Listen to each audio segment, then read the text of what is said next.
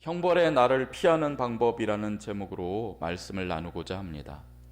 오늘 본문은 하나님께서 당신의 심판하시는 오른손으로 홍해까지 따라온 애굽 사람들에게 형벌을 내리셨다는 말씀입니다. 바다에 난 길을 따라서 히브리 민족들은 구원을 받았지만은 그 히브리 민족을 노예로 잡으려고 끝까지 쫓아온 교만하고 악한 애굽 사람들은 결국 그들의 머리 위로 쏟아진 수억 톤의 물에 잠겨 버렸습니다. 그런데 오늘 말씀을 보시면 땅도 그들을 삼켰다라는 말씀을 하고 계십니다.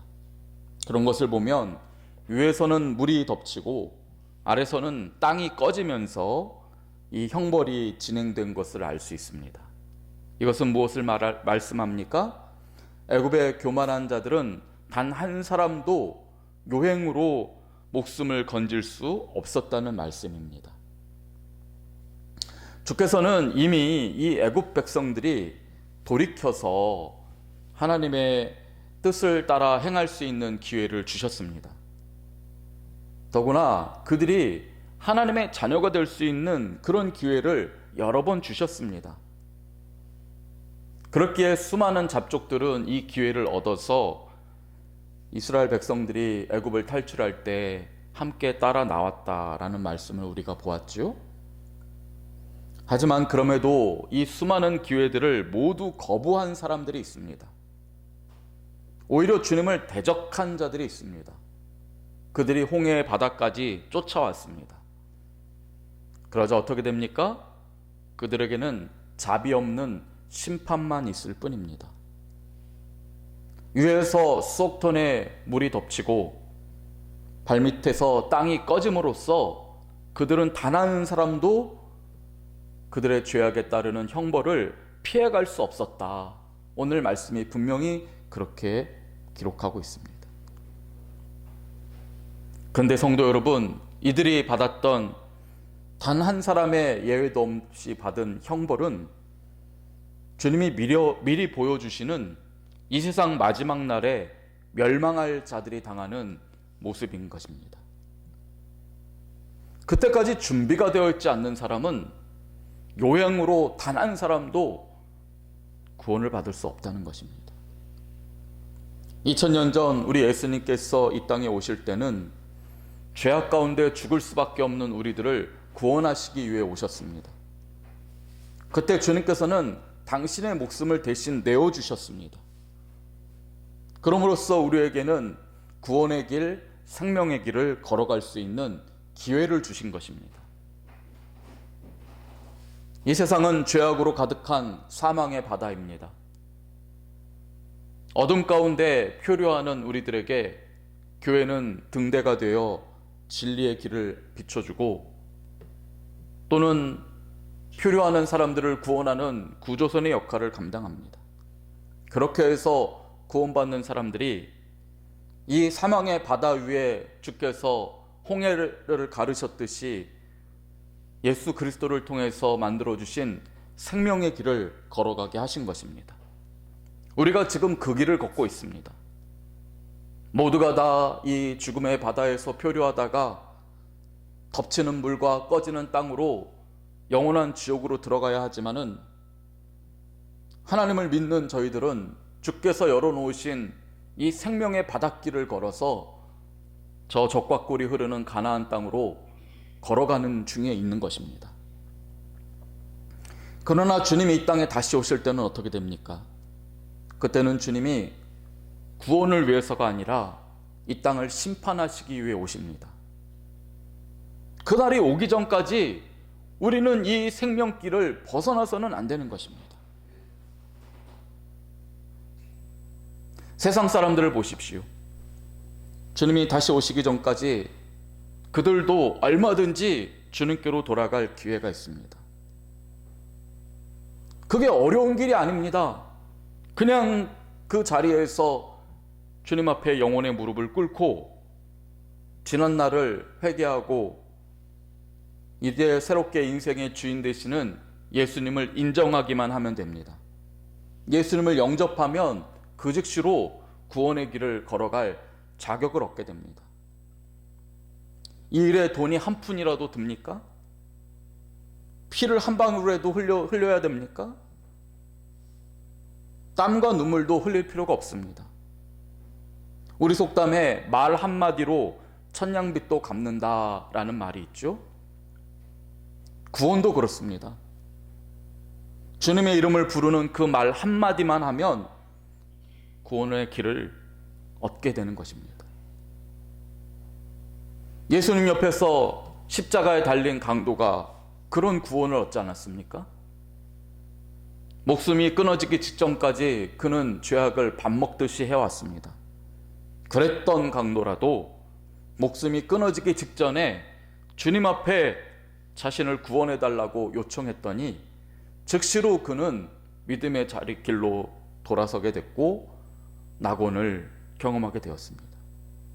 구원은 이처럼 쉽고 간단하게 받는 것이며 그 일로 영원히 하나님의 은혜를 누리는 것입니다.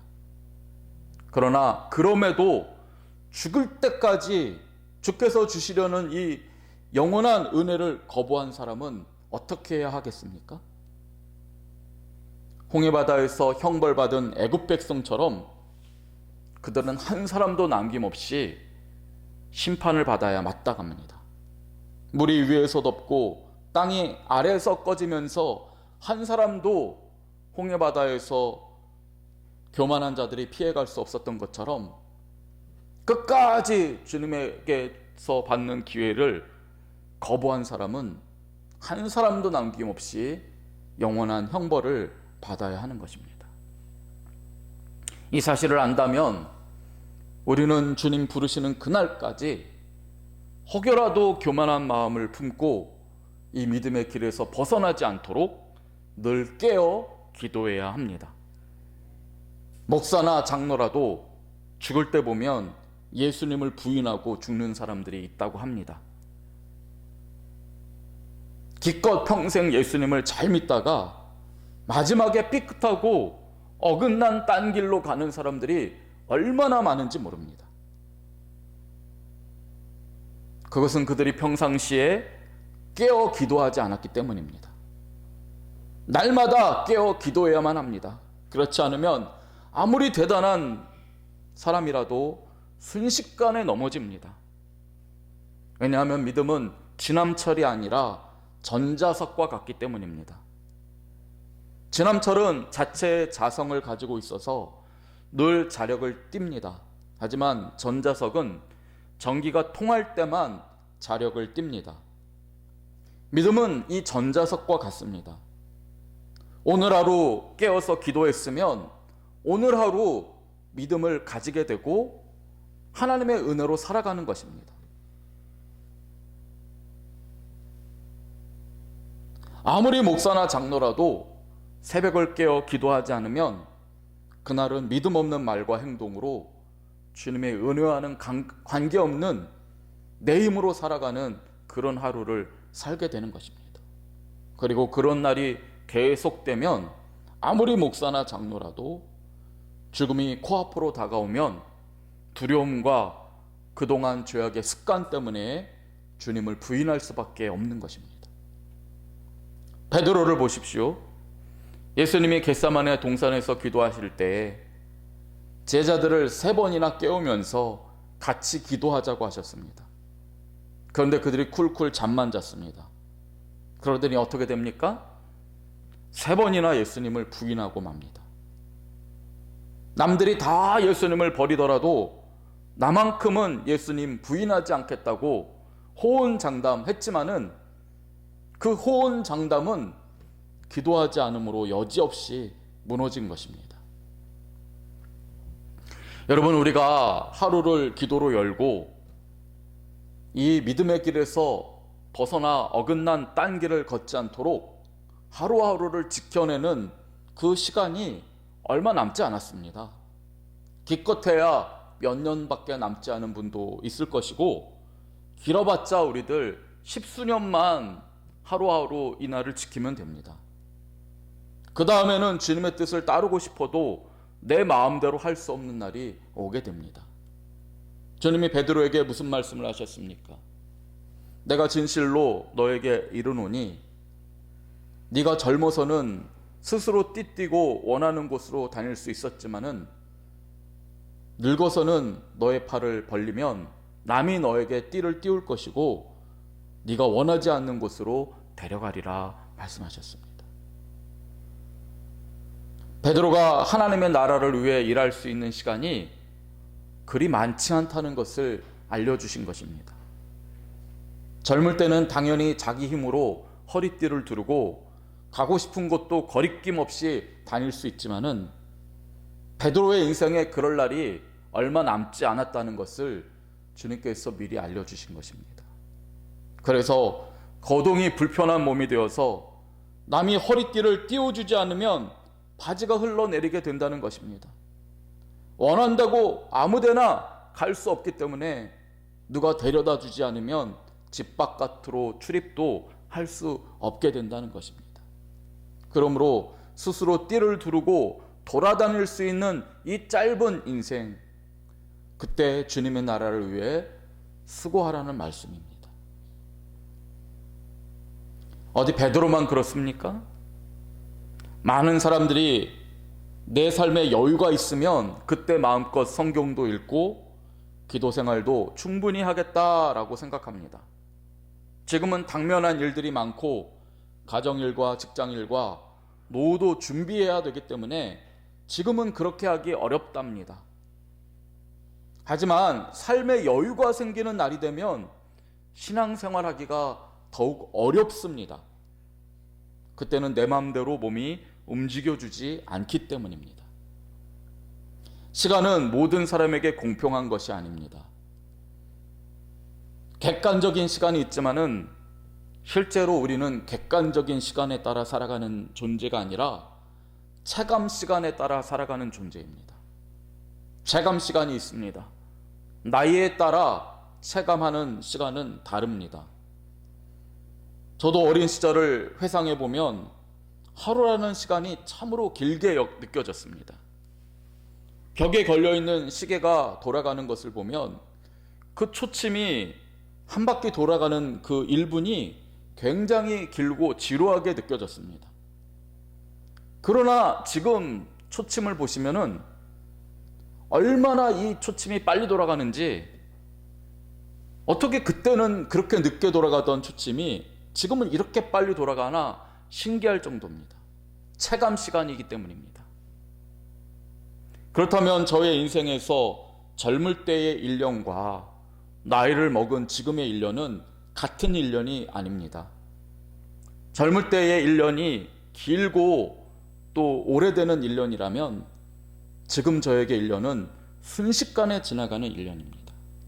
쉽게 말하면 40대가 체험하는 시간이 시속 40km의 속도로 흐른다면 60대의 시간은 60km로 달려가고 80대가 체험하는 시간은 80km로 날아가는 시간이라고 할 수 있습니다.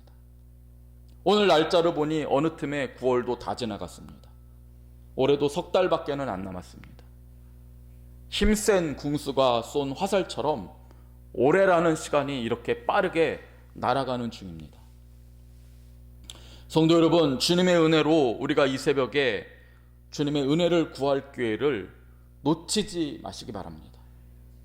이 기회를 늘 붙잡으시기 바랍니다. 그래서 늘 깨어 기도하시다가 언젠가 주님이 부르시는 그날, 오늘도 준비되었습니다. 담대히 주님을 맞이하는 저와 여러분이 되시기를 주님의 이름으로 축원드립니다. 아멘. 기도하겠습니다. 주님, 오늘이라고 하는 하루를 주님 앞에 깨어서 주님께 내어드리고 주님의 은혜로 하루를 살아가게 하시니 감사합니다. 주님이 이럴 수 있는 날이 얼마 남지 않았다는 것을 분명히 알게 하여 주시고 날마다 주님의 은혜로 깨어서 기도함으로 하루를 믿음의 길에서 벗어나지 않도록 인도하여 주옵소서. 주님, 이 죽음과 사망이 가득하여서 수많은 사람들이 믿음을 잃고 방황하며 저 멸망을 향하여 달려가고 있는 이 어려움의 시대를 저희가 살고 있지만은 주께서 2000년 전에 놓아주신 생명의 길을 저희가 걸어가게 하시니 감사합니다. 좌로나 우로나 치우치지 않게 하여 주시고 늘 깨어서 이 믿음의 길을 걸어가게 하여 주시고 이 길 위에 함께 동행하시는 주님의 은혜를 누리며 살아가는 주의 자녀들 되게 하여 주옵소서. 오늘 하루도 주께서 우리와 동행하여 주셔서 우리와 우리에게 속한 모든 권속들을 함께 은혜 가운데 인도하여 주실 것을 믿고 감사드리며 예수님 이름으로 기도드립니다. 아멘.